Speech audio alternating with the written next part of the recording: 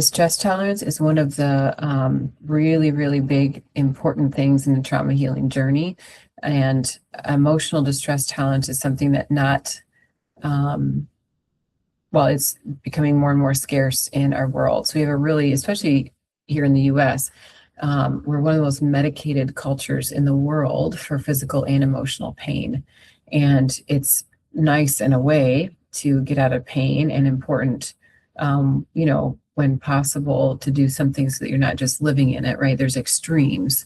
There's a wallowing victim mentality and a learned powerlessness of, I just can't get out of it, so I'm just going to sit in it. Well, that's disempowered and not healthy. But the other extreme is dipping out all the time. So you see it obviously in addictions. Any sort of addiction is just a lack of distress tolerance, no emotional nurture. If you don't know how to move, addictions are always tied to difficult emotions. And when it starts to flood your body on a somatic level, so your body's having sensations that tell you you're in some sort of emotion, especially you don't know how to name that emotion, have power in it to find self-soothing, that's when you get into some sort of addiction or other behavior. So, and I say addiction, but it's not always heroin. Addiction can also be exercise. So anytime you're mad, you go for a run.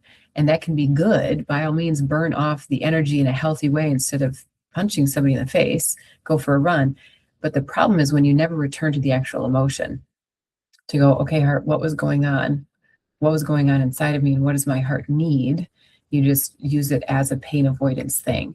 So coping skills, whether they are a healthier coping skill or an unhealthy one, you can use all of it to just have pain avoidance instead of learning distress tolerance. And in order to do that, there's just the internal skills. So if you do struggle with addiction, I hope you have major compassion on yourself, because it's just showing you didn't get the tools growing up to actually work through difficult emotions. Some other pain avoidance patterns, I like Alex Howard has got a great summary of it, and he's also fun to listen to because of his accent. He talks about state changing, so things like exercise or some form of addictive behavior.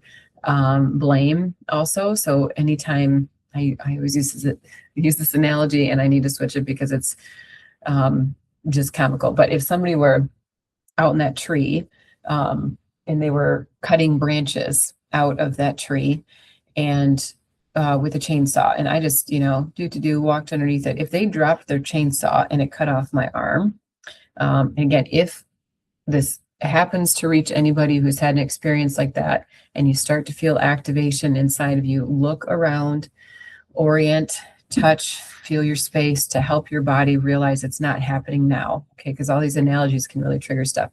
But if that were to happen, I can lay on the ground out there yelling, "You did this to me. Why did you do that? Oh my gosh, this hurts so bad." Right? And this is where blame is tricky, because sometimes it's appropriate, sometimes it's inappropriate, and there's a whole lot to talk about with that.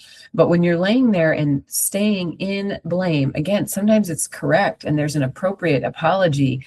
And even though it was unintentional, right? It's a different story if someone's up there waiting and plotting to drop it with intention to harm me. But oftentimes it's unintentional, but unintentional harm still hurts. So yes, give the apologies, but if somebody drops that and it cuts off my arm, if I just stay in blame, I'm bleeding out. So by all means, wrestle with, it's really hard, this person did this thing, but you have to tend to the wounds. And yes, it's a lot harder to understand how to do that for emotional wounds than it is physical ones, but it's the same concept. So when you're doing that blame, just know you're in self-neglect. You've got to do a hard left turn, a U-turn into your own heart to see, okay, what does my heart, my body need now to cope with a new reality? And then you go and you do those things one step at a time. And that hard part is that person, whether it's a wound like with a chainsaw on your arm, or if it's some sort of emotional thing, they can't ever put the pieces back together for you. And that's hard. And it's worth acknowledging. But you're the one that's got to work through the healing of that. So pain avoidance. So state changing, there's the blame. Empath is another one, and it's really, really sneaky. But whenever you catch people that they're constantly giving empathy out, they're constantly serving, they're the one that everyone's like, oh, they are just such a giver and they sacrifice so much. Oftentimes now I get curious about that because sometimes that person is always giving out the same thing that they actually need, and they're just living in total self-neglect, unaware that their heart is needing something, and it's chalked up to be a good thing to be that kind of sacrificial. There's a different kind of healthy sacrifice. So this is the unhealthy one. Another one is avoidance and distraction. So that's any, using just your phone. If, it's not bad to scroll sometimes, but when you realize, it's good to consciously realize, okay, I'm not just scrolling, I was feeling something negative. Okay, then explore what was that going on inside of your heart, and what is your heart need right now? So put the phone down, or if it feels too big, you can scroll, but be mindful. I'm in pain avoidance. Practice some breathing. See if you can slow things down, and eventually work towards identifying what's the emotion that I'm just avoiding feeling right now. Other things, chronic busyness is a very underrated trauma response that's just makes it not safe. And so all sorts of anything can basically be used for some sort of pain avoidance. So those are just a few examples, but there's other different things that we do for pain avoidance, but it's just good to get to know your pattern. When you have pain, what's the next thing that you do? And instead, how do you practice distress tolerance? So you can start one by taking a breath and consciously tuning in. And one of I think the most powerful things, there's different things that you do, but if you can, those safe surrogate figures, you imagine if one of them were with me, so their body is calm. They're not fazed by the emotions going on inside me. They're not threatened into fix it mode. I got to make it go away. There's not an anxiety about it. They're also not angry about it or judging or shaming, or you should just be grateful, whatever kind of judgy, shamey thing. They're also not dismissive. They're just tuned in with kind compassion. What would that feel like on a body-based level? And literally sit and imagine if they were with you and they just held you and they just calmed you and just told you, I'm so sorry you're feeling that, until your body goes, right? And just like a little infant, you see that there's that stutter cry.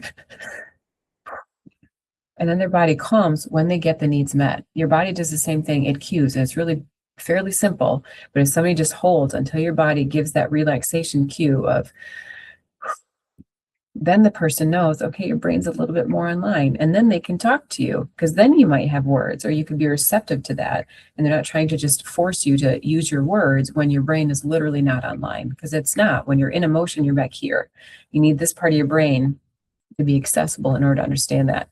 So if someone were to kindly tune in like that, and then they notice your body relaxes, that's their sign. Okay, now we can talk about this. What was going on? Well, so-and-so was just mean to me at school today. Oh, well, I'm so sorry to hear that. I can tell that really didn't feel good, did it? That makes sense why you were just kind of losing your temper at home if you didn't feel like you felt safe to work through that at school. What was it that happened? They explore, what does your heart need?